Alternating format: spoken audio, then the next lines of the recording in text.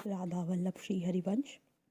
आज मैं जिन घटनाओं को इस वीडियो के माध्यम से यहाँ प्रस्तुत करने जा रही हूँ, ये घटनाएं आचार्य श्री गदाधर रामानुजम जी द्वारा बताई गई उनके जीवन के अनुभव हैं जो कल्याण पत्रिका में छापी जा चुकी हैं। इन घटनाओं का शीर्षक है गीता, गंगा, गायत्री, गया श्राद्ध और गोसेवा से प्रेत मुक्ति। श्रीमद् भगवद गीता भगवान श्री कृष्ण के मुखारविंद से निकली हुई दिव्य अमृतवाणी है, जिसके श्रवण मात्र से परम दुर्लभ मोक्ष की प्राप्ति होती है। नगर से बाहर एक स्थान है जिसके संबंध में ऐसा प्रसिद्ध था कि इसमें कुछ दुर्गति प्राप्त आत्माओं का निवास है। समीप में ही एक अन्य स्थान था जिसका मालिक स्वामी जी का अनन्य भक्त था। उसने एक दिन दुखित होकर सम्मुख के स्थान में होने वाली घटनाओं के संबंध में बताया कि किस प्रकार रात्रि में वहाँ पर विविध छाया आकृतियाँ उभरती हैं और विलीन हो जाती हैं। विभिन्न पशु पक्षियों की आवाज़ें आती हैं और फिर पत्थर गिरने लगते हैं। पहले तो यह सब उस मकान तक ही सीमित था, किंतु अब तो समीप के सब लोग इससे भयभीत हैं। लोगों ने रात्रि में इस ओर आना भी छोड़ दिया है। यह सुनकर आपने उस रात्रि को वहाँ निवास किया तो मध्य रात्रि के बाद आपने स्वयं देखा कि उपर्युक्त सभी घटनाएं यथार्थ में घटित होती हैं। दूसरे दिन स्थानीय 18 पंडितों को बुलाकर 18 दिनों के लिए गीता पाठ का आयोजन उस स्थान के सामने शुरू करा दिया, जिसमें 6 विद्वान एक साथ बैठकर 4 घंटा दिन और 4 घंटा रात्रि इस प्रकार गीता जी का पाठ करते थे।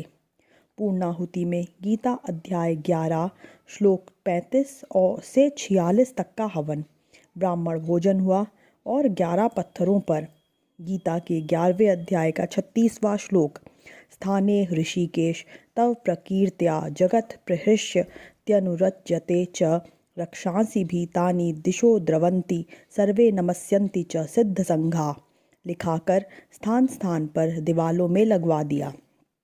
इसके बाद यह स्थान श्री गीता जी के पुण्य प्रभाव से सर्वथा भय मुक्त हो गया और लोग यहाँ निर्भय होकर रहने लगे। दूसरी कथा गंगा स्नान के महत्व के बारे में है। पुण्य सलिला भगवती भागीरथी गंगा जी प्रत्यक्ष मुक्ति प्रदात्री हैं। सेठ बड़े धर्मपरायण, सात्विक स्वभाव, गौ, ब्राह्मण, साधु महात्माओं में भक्ति रखने वाले और दयालु थे। पूर्णायु प्राप्त कर भरा पूरा परिवार और संपन्न व्यवसाय छोड़कर वे मृत्यु को प्राप्त हुए। श्री स्वामी जी के अनन्य शिष्य थे। जब बद्री यात्रा में उन्होंने यह समाचार सुना तो लौटते समय सांत्वना देने के लिए उनके घर पर पधारे। एक दिन रात्रि में जब सब सो गए तो सेठ जी का बड़ा पुत्र स्वामी जी के पास आया और रोते हुए उसने अपने पिता की दुर्गति प्राप्ति का वर्णन किया। ऐसे परम भागवत शिष्य की यह गति! स्वामी जी भी सुनकर आश्चर्य करने लगे। तब सेठ जी के पुत्र ने स्पष्टीकरण करते हुए बताया कि महाराज, यह सत्य है और पिताजी मुझे समय समय पर दिखाई देते हैं और यदा कदा उनका आवेश भी मेरे शरीर में होता है। आप शीघ्र उनकी मुक्ति का उपाय कीजिए। यूँ कहकर वह रोने लगा। रात्रि में कुछ आहट होने पर जब स्वामी जी उठे तो उन्होंने अपने पाँव के समीप अस्पष्ट पुरुष आकृति को देखा। आप खड़े हो गए तो वह आकृति आपके चरणों में गिर पड़ी और अत्यंत धीमी आवाज़ में अपनी इस दुर्गति होने की घटना उसने सुनाई।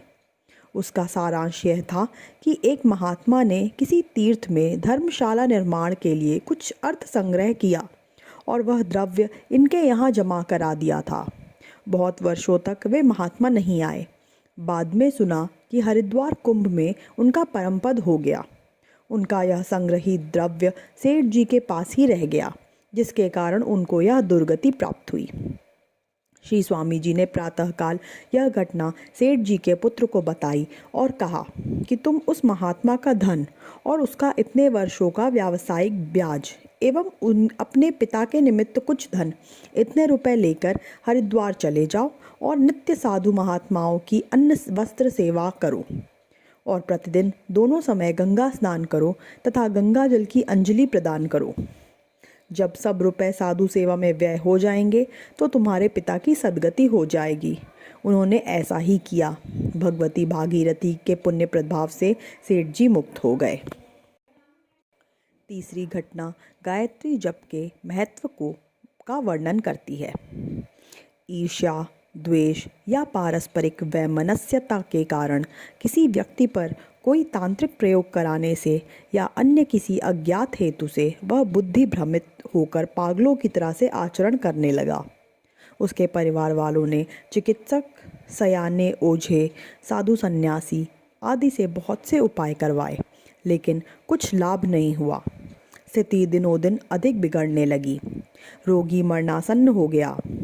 ऐसी स्थिति में स्वामी जी को भी दिखाया गया और इसके ठीक होने का उपाय पूछा। तब उन्होंने बताया, गायत्री मंत्र इस लोक में सिद्धि और परलोक में मोक्ष प्राप्ति का महान उपाय है।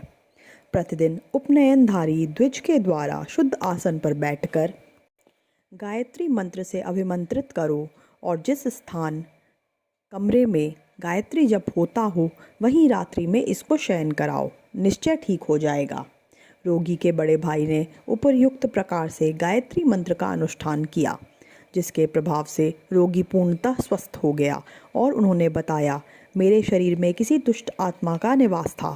जिस दिन गायत्री मंत्र से अभिमंत्रित जल का प्रथम प्रोक्षण हुआ उसी दिन वह निकल गया और मेरा मन, आत्मा, शरीर पूर्ण स्वस्थ होने लगा। इसके बाद वह भी प्रतिदिन नियमित गायत्री मंत्र जपने लगा। चौथी घटना गया श्राद्ध के प्रभाव का वर्णन करती है। इस घटना में जिन व्यक्ति के साथ यह घटना घटी उनका नाम नहीं दिया गया है, अतः हम उन्हें अमुक व्यक्ति के नाम से संबोधित करेंगे। अमुक व्यक्ति की धर्मपत्नी का युवावस्था में एक संतान छोड़कर देहांत हो गया। माता पिता एवं अन्य संबंधियों के बहुत कहने पर अमुक व्यक्ति ने दूसरा विवाह कर लिया। विवाह के कुछ महीनों बाद ही उनकी दूसरी पत्नी के शरीर में प्रथम पत्नी का आवेश आना प्रारंभ हो गया।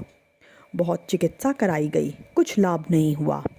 किसी ने वायु प्रकोप, उन्माद, मानसिक व्याधि बताई, उनकी भी चिकित्सा हुई, फायदा नहीं हुआ। जब स्वामी जी से इसकी मुक्ति का उपाय पूछा गया तब उन्होंने रोगिणी की स्थिति देखकर ही उपाय बताने के लिए कहा। उसके घर वालों ने जिस समय आवेश आया उस समय स्वामी जी को बुलाया तो रोगिणी ने दूर से ही उनको देखकर प्रथम साष्टांग प्रणाम किया और फिर एकदम से निढाल होकर गिर गई और अस्पष्ट वाणी से कुछ बड़बड़ाने लगी।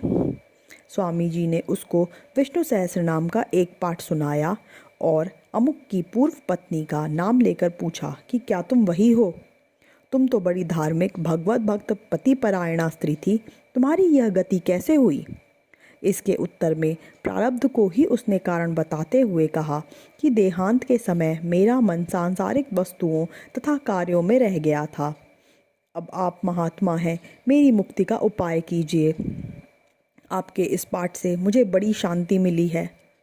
स्वामी जी ने उसके ससुर, सास, पति सबको संबोधित करते हुए कहा कि इसका गया श्राद्ध करवा दो। गया श्राद्ध से निश्चय ही इसकी मुक्ति हो जाएगी। परिवार वालों ने विधिवत गया श्राद्ध करवाया। अंतिम पिंडदान के दिन स्वप्न में आकर उसने बताया कि अब मैं मुक्त होकर भगवत धाम को जा रही हूँ। पांचवी और अंतिम घटना गो सेवा के प्रभाव का वर्णन है। एक व्यक्ति ने बहुत ही अल्प मूल्य पर पूर्व बंगाल में एक जूट प्रेस खरीदा, जिसके संबंध में ऐसा प्रसिद्ध था कि जो भी व्यक्ति यह प्रेस लेगा उसको कोई आर्थिक लाभ तो होगा ही नहीं, साथ ही उसको लेते ही कुछ अमंगल भी हो जाएगा। बात भी सत्य थी। फिर भी इतनी बड़ी संपत्ति अल्प मूल्य में मिल रही है जानकर उन्होंने प्रेस खरीद लिया। प्रेस लेने के बाद कई प्रकार की शारीरिक आर्थिक विपत्तियां आईं। जगन्नाथ रथ यात्रा से लौटकर जब स्वामी जी कलकत्ता पधारे और उनके यहाँ ठहरे तो उन्होंने स्वामी जी को उपर्युक्त सब बातें बताई और एक दिन स्वामी जी को प्रेस दिखाने के लिए भी उस स्थान पर ले गए।